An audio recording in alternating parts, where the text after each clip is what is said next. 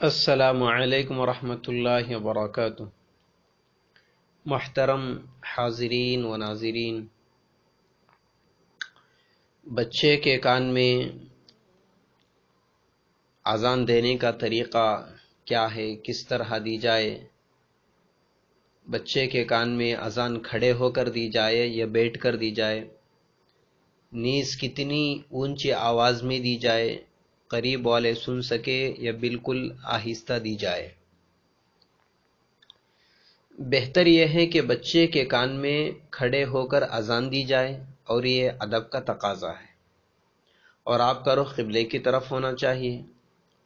پہلے دائیں کان میں اذان ہو بچے کے۔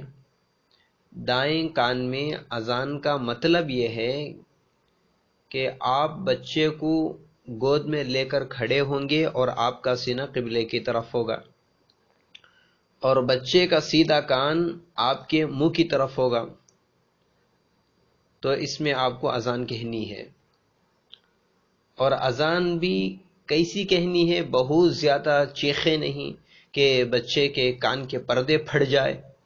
ظاہر ہے وہ بچہ ہے اور وہ اتنی تیز آواز برداشت نہیں کر سکتا، اور اتنی آہستہ بھی نہ ہو کہ قریب کھڑے ہوئے لوگ بھی نہ سن سکے۔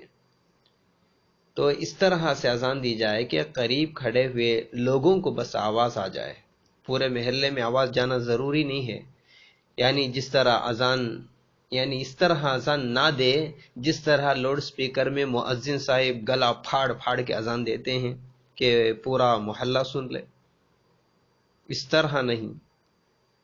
اور اقامت بھی اسی طرح کہ بچے کو پھر پلٹ دے، اس کا جو لیفٹ کان ہے وہ آپ کے ہونٹوں کے سامنے ہو جائے گا، تو آپ اس کے بچے کے بائیں کان میں، لیفٹ کان میں اقامت کہی جائے، جس طرح نماز سے پہلے اقامت کہی جاتی ہے۔